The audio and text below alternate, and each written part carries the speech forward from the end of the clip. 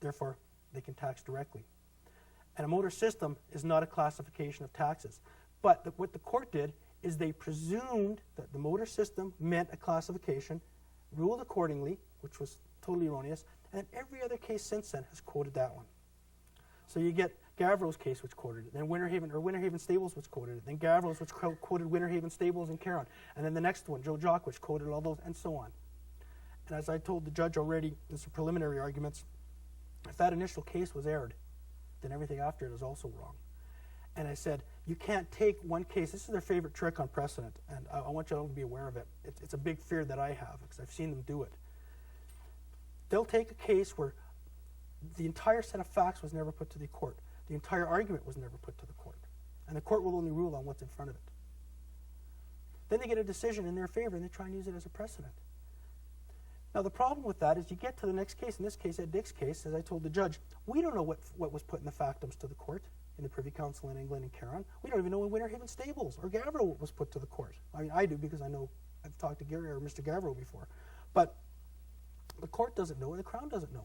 We don't have the transcripts. We don't know what arguments were put forth. How can you take that decision and apply it to the facts in this case or the arguments in this case?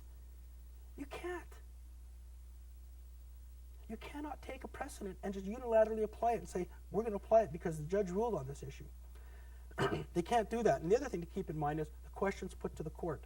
Very, very important. The GST and firearms challenge cases were two prime examples of 6 questions each in each case that were put to the court designed so they were going to lose. I went up to the judge. I was at the entire firearms reference challenge in Edmonton, and I went up to the lawyer for Alberta. And it's interesting, Alberta had to get a Saskatchewan Queen's Counsel to represent them.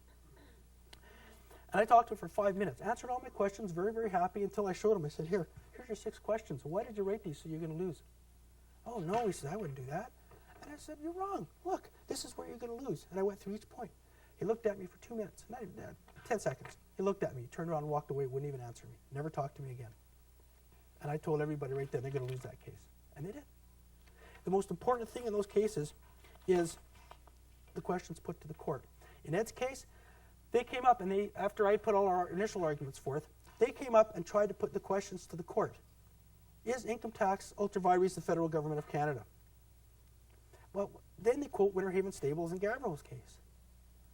Now the problem is that's all based on the presumption that motor system means any classification. But that question was never answered, ever, by Canadian courts. So I phrased the questions. I gave them 5 or 6 questions that I put to the court, and I said, listen, we're the ones challenging it. I'm his agent. I'll draft the questions. If you don't like it, I said, you can concede the case right now. So I drafted it. And the question I put in there, does motor system define a classification of taxes to permit the federal government to issue a direct tax? Now they have to answer that question before they go any further. They have to come up with a definition of what a motor system is. And they haven't never done that before, ever. Now they're going to be in deep trouble because a motor system, and we've got dozens of dictionaries, does not mean a classification. It means a method of doing something. So those are 2 of the issues that we're arguing. And just to let you know, we've got a lot of different arguments and documents that are going to go on that. The third argument, and the last one that we put to the court,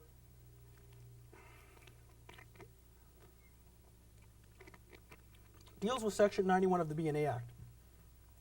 And that's the federal powers of, it's basically all the federal powers.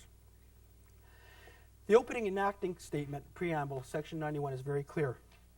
It says the federal government can pass laws for the peace, order, and good government of Canada in relation to the following subjects. In relation to matters that come within the classes, of the following subjects. So every federal law passed has to be for the peace, order, and good government of Canada. That is a qualifier of all legislation. It's called POG, P-O-G-G. So I sat back thinking one day, where does the money for income tax go? As Vern told you yesterday, it goes right to the hands of the bankers who are controlling every aspect of your life.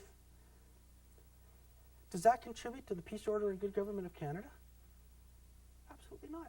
The Income Tax Act is a matter. It's legislation passed by the federal government. But is it for the peace, order, and good government of Canada? And in order to establish that, you have to look at how is the money collected, where does it go, where does it come from, and so on. The only way to do that is to have the Bank of Canada and the government, federal finance, come into court to testify how that system works. And that's why we're getting those people into court right now.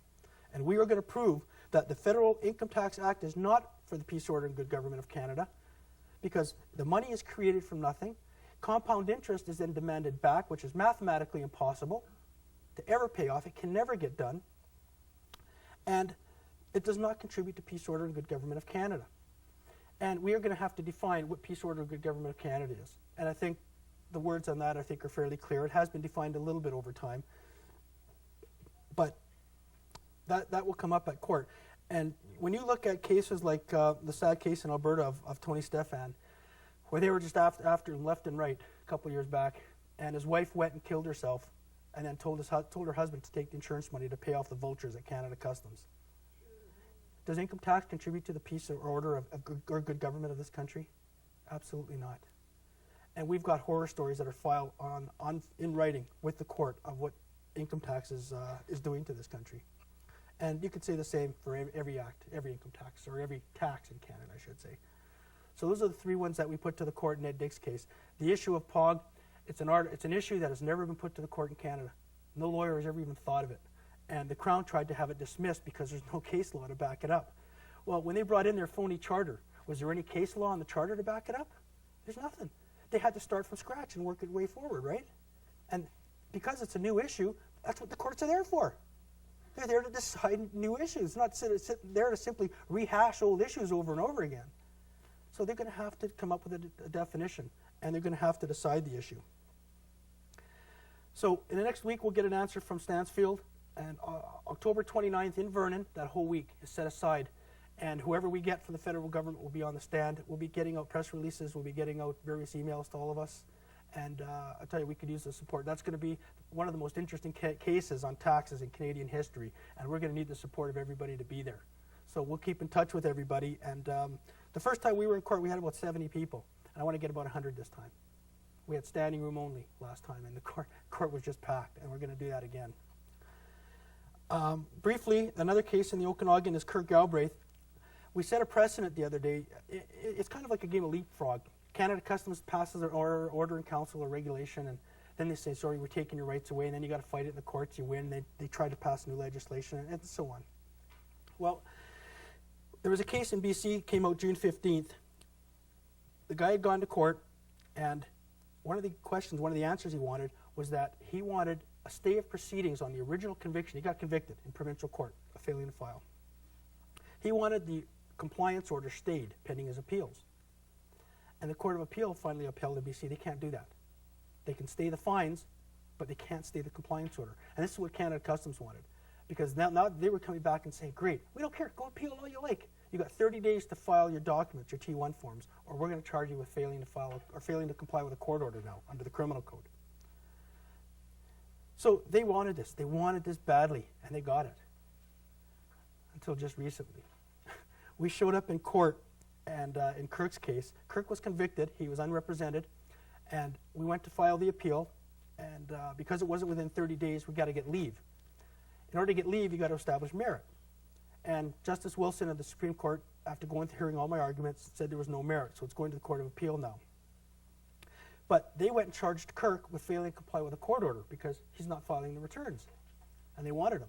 And initially, they weren't going to proceed. They were going to hold off till the appeal. But with the advent of this new decision that says the courts have no jurisdiction to stay that compliance order, they came up to me and said, nope, we're going ahead, we're prosecuting them, that's it, September 6th this year, and that's it. So I said, well, I'm going to show up in court at the confirmation hearing, which was last week, and I said, I'll argue it a little bit. We want all your decisions, she said, by July 30th, and I really had none. It was just straight argument. So I walked into court, and no argument, or no cases or nothing. I just walked into court, and I said to the judge, you know, the order was issued by the judge. We're not seeking a stay of proceedings on that order. It's there. So be it.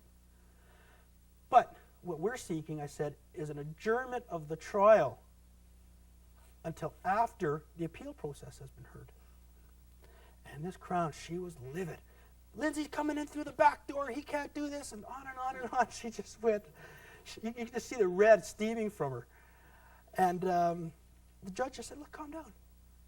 And he says, you know, the Crown is there. These cases are on point. We've already won the issue, and Lindsay's trying to come in through the back door. And he says, no, it's not on point. He's not seeking a stay of the court order. All he's seeking is an adjournment of the case. And as it turns out, we won. We got the adjournment till February of next year. So the Crown now can no longer go back after people. If you get charged or convicted in provincial court of failing to comply with a court order and you decide to appeal it, what they were going to come up and do is after 30 days, they don't have the returns filed, they were going to lay a criminal code charge on you. Now if they go and do that, you can still delay that charge as long as you want and say it's under appeal. And you can take them for another 2 years.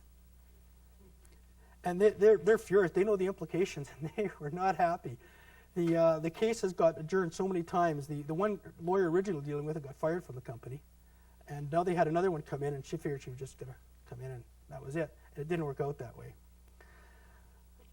So the other case I just wanted to refer you to is Deb and Wes's case that are currently before the courts. And they're before the court tomorrow morning. It's in Salmon Arm here at 9:30 tomorrow morning. The article I wanted to show everybody. Oh, before we go any further, by the way, we got transcripts here. Everybody's been on my case wanting transcripts. These are all the transcripts of Ed Dick's court case. You want to find out what the Crown had to say, what Mike LeBlanc had to say on the stand, what Eustace Mullins, Canada, the world's expert on the money system, had to say. You want to hear what Vern Warwick, world's second leading expert on the money system, had to say. Everything is in here. If you want copies, just come talk to me later. We got copies of, and these are up to date, by the way, so you can talk to me on that. I'm going to pass this article around. Thanks, Deb. This is the original article that came out libeling Debbie and Westman, both of them.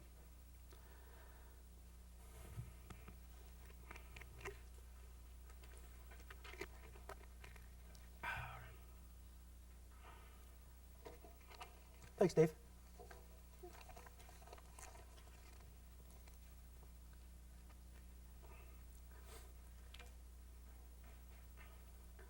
David Lethbridge has a website. Has anybody seen his website, BethuneInstitute.org? We've got several.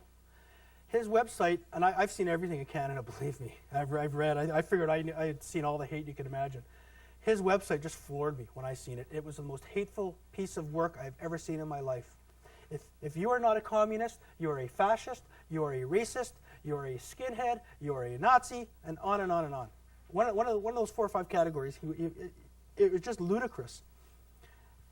And now apparently if you're into alternative medicine, health medicine, you're a fascist as well. His definition of fascist on his website was somebody who advocates rule by force and terror. And I tell you right now, there's nobody here today, least of all Debbie and Westman, who advocate rule by force and terror in this country. Nobody.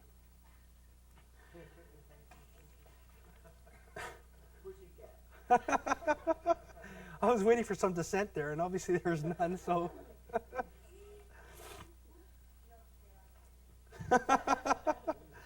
So he wrote this article, and by the way, if you're a Christian too, you fall in this category. He's got articles out there crucifying anybody that believes in God. No pun intended. I mean, he really... So this article came out, Prescription for Fascism, Alternative Medicine, and Right-Wing Politics. Section 298 of the Criminal Code is very clear that libel can be done by innuendo and irony. It doesn't have to be a direct lie. The only defense to this type of an article is truth. That's the only defense. If he cannot prove it's true, he's guilty. So Debbie had, when this article came up, Debbie had called me and wanted to know if they could lay charges. And a lot of people have been wanting to lay charges or do something about David Lethbridge. The Presslers, who many people are familiar with here in Salmon Arm, successfully sued this guy twice. He's a professor of psychology at the university here. He's been found guilty already of mooning people, damaging property, and issuing threatening phone calls. And I read the transcripts of the phone calls. Every second word was the F word on the threatening phone calls that he left at the Presslers. Did you say your name? Yes. Hard to tell his face from his other end, but...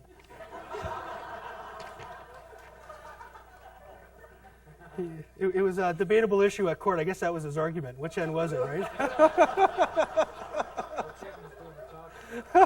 Yeah, which end is doing the talking?